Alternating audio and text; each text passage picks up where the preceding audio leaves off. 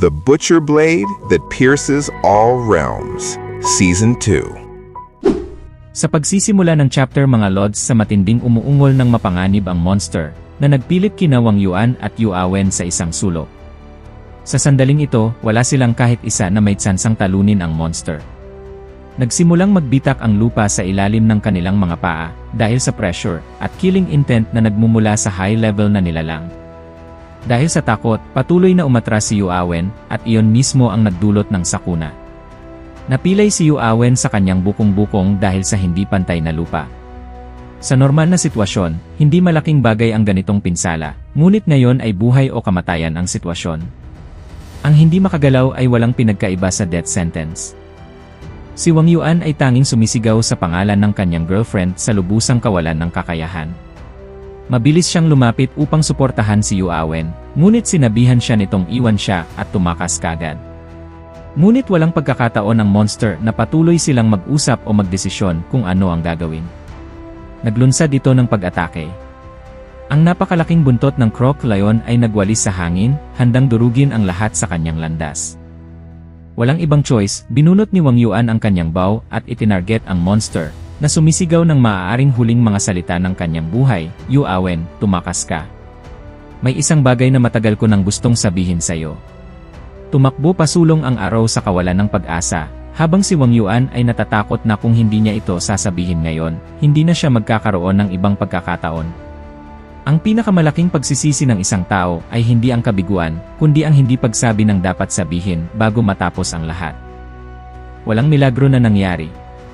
Ang araw ay tanging naglabas ng maliit na spark bago tumalbog pabalik ng tumama sa steel-like scales ng monster. Sa sandaling iyon, niyakap ni Yu Awen si Wang Yuan mula sa likuran, na pinigilan siyang magsalita pa. Naiintindihan na niya ang lahat ng nais niyang sabihin. Isang puno ng luha na farewell scene. Nagpanik si Wang Yuan at tinanong kung ano ang sinusubukan gawin ni Yu Awen. Gusto pa rin niyang tumakas ito, na nangako na bibilhin niya ang oras para rito, ngunit alam ni Yu Awen na sa kanilang kasalukuyang kalagayan, imposibleng tumakas. Nagdesisyon siyang mamatay silang magkasama. Nanonood sa dalawang lovebirds na nagdadrama ng kanilang emosyonal na eksena, hindi na nakatiis si Ichuan. Lumitaw siya sa harap nila at sinabihan silang itigil ang melodrama dahil ito ay sobrang katawa-tawa at katawa-tawa na kahit siya ay hindi na makapanood. Na-activate ang skill na Golden Bell Shield. Lumitaw ang isang pader ng Golden Light na humarang sa pag-atake ng monster. Ang defensive ability na ito ay hindi lamang nagligtas sa kanilang buhay.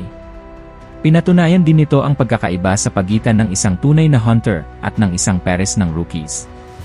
Ipinahayag ng system na nag-expire na ang protective shield at kakailanganin ang 12 oras upang mag-recharge. Tinitigan ng blanco ni Wang Yuan ang likod ng kanyang tagapagligtas at nauutal na tinanong kung ayos lang si Ichuan. Tumingin pabalik si Ichuan na may indifferent na ekspresyon.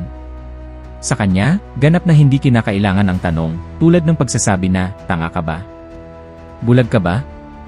Hindi mo ba nakikita na nakatayo ako dito na perpektong ayos? Dahil naharang ang pag-atake nito, umungol ng galit ang Croc Lion na ipinapakita ang kanyang matatalas at mapanganib na fangs. Nagtipon ng momentum ang monster na naghahanda para sa mas malakas na pounds. Kalmadong hinawakan ni Ichuan ang kanyang special bracelet, handang kunin ang kanyang gear at tapusin ang laban. Naramdaman niyang mapalad siya na mayroon pa rin siyang isang bagay na lubhang kapaki-pakinabang. Sa isang iglap, isang napakalaking spike club, crude at mabaho ng brutality, ay lumitaw sa kamay ni Ichuan. Mukhang pamilyar ba sa iyo ang armas na ito? Gaya ng inaasahan mo, ito ang spike club na pag-aari ng Giant Troll. Ang tunay na lakas ay hindi nangangailangan ng flashy na itsura. Minsan, ang isang armas na sapat na mabigat ay sapat na upang wasakin ang karaniwang mga patakaran. Ang tanging problema ay ang spike club na ito ay parang mas magaan kaysa sa kanyang butcher's knife, na nagiging medyo hindi komportable si Ichuan sa paggamit nito. Lumitaw ang system interface na kinukumpirma ito bilang isang mid-tier spirit weapon, ang Pig Slayer Club, na may lubhang overpowered na bonus attribute, plus 0.2 free stat points pagkatapos ng bawat pagpatay. Nagpasalamat si Wang Yuan kay Ichuan sa pagligtas sa kanila, ngunit kinabahan ding binabalaan na ang isang taong may non-combat profession, tulad ni Ichuan na harapin ng harapan ang isang high-level monster ay masyadong mapanganib. Iminungkahi ni Wang Yuan na iwasan nila ang direktang konfrontasyon at umalis na lamang sa lugar. Hindi pinansin ang lahat ng babala, tumalon ng mataas si Ichuan sa ere, inikot ang napakalaking club at pumunit sa hangin habang itinarget ang charging na monster. Sumigaw siya ng malakas, na parang inaalis ang lahat ng prejudice na matagal nang nakadikit sa kanya, huwag ninyong maliitin ang aking propesyon. Tumama pababa ang blow sa ulo ng monster, na nagpabuga ng dugo sa lahat ng dako, habang kahit ang kanyang hardened scales ay nawasak sa nakakatakot na puwersa. Walang tigil na sinundan ni Ichuan, bawat strike ay nagpapaunggol sa monster sa matinding sakit. Ito ang pinakamalakas na sagot sa lahat ng paghamak at societal prejudice na kanyang naranasan. Nanonood sa monster na binubugbog na parang punching bag, sina Wang Yuan at Yu Awen ay lubhang nagulat na hindi makapagsalita. Hindi nila magawa paniwalaan ang kanilang mga mata sa overwhelming strength ng Butcher na kanina ay tinitingnan nila ng mababa. Masusing tinitigan ang kanyang malamig na ekspresyon, biglang napagtanto ni Yu Awen ang isang bagay. Nagtaka siya kung siya ba ang kamakailang National College Entrance Exam Champion. Lubhang nasugatan, ang monster ay nagsimulang umiyak sa sakit, tumulo ang luha habang nagpapakita ng senyales na sinusubukang tumakas.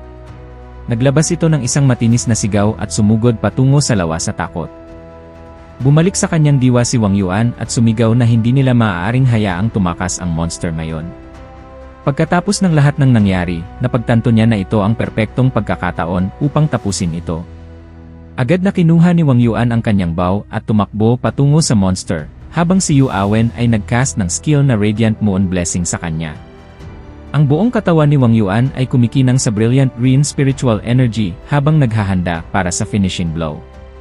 Isang araw na nababalot ng makapangyarihang liwanag ang tumakbo pasulong, pumunit sa hangin. Tumusok diretsyo ang araw sa ulo ng monster, naganap na pinatay ang huling bahagi ng kanyang buhay.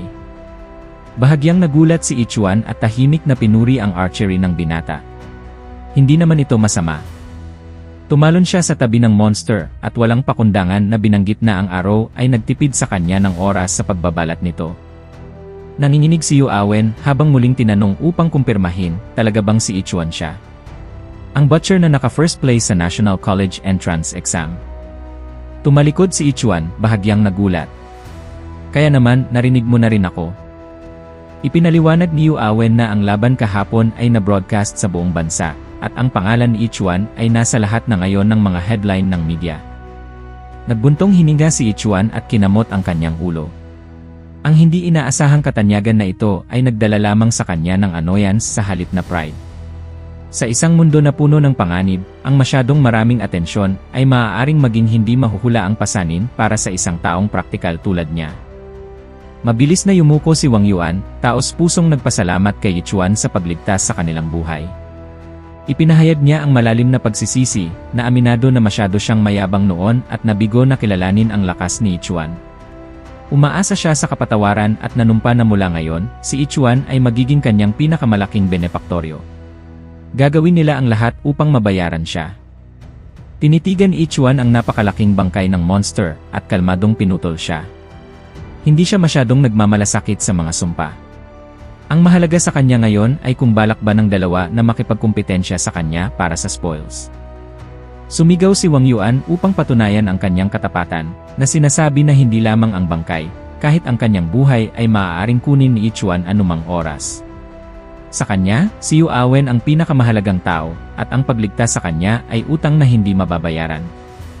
Si Yu Awen na may emosyon, mahinahong pinagsasabihan siya na huwag na muling gawin ang isang bagay na ganoon kahangal. Ngumiti ng mahinahon si Wang Yuan bilang sagot, na nangako na hindi niya ito iiwan sa anumang sitwasyon.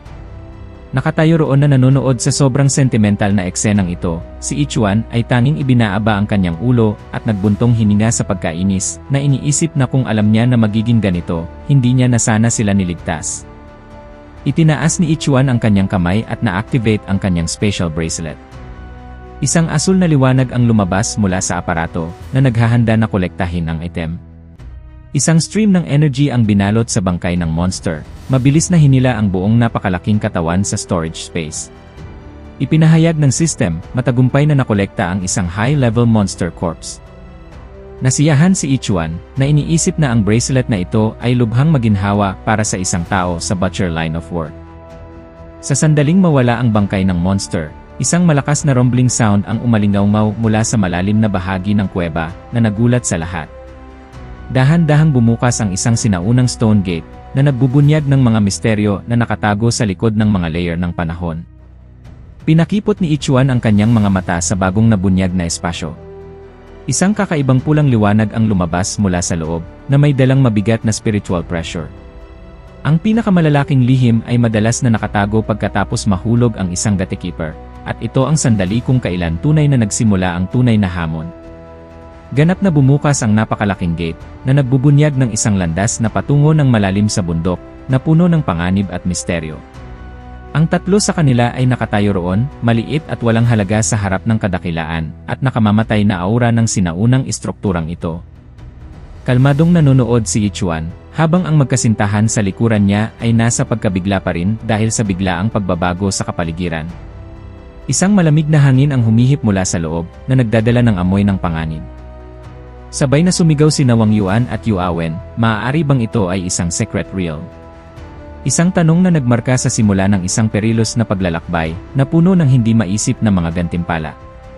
Ang isang secret realm ay isang sementeryo para sa mga sakim, ngunit isang paraiso din para sa mga loko na sapat na lakas ng loob na pumasok.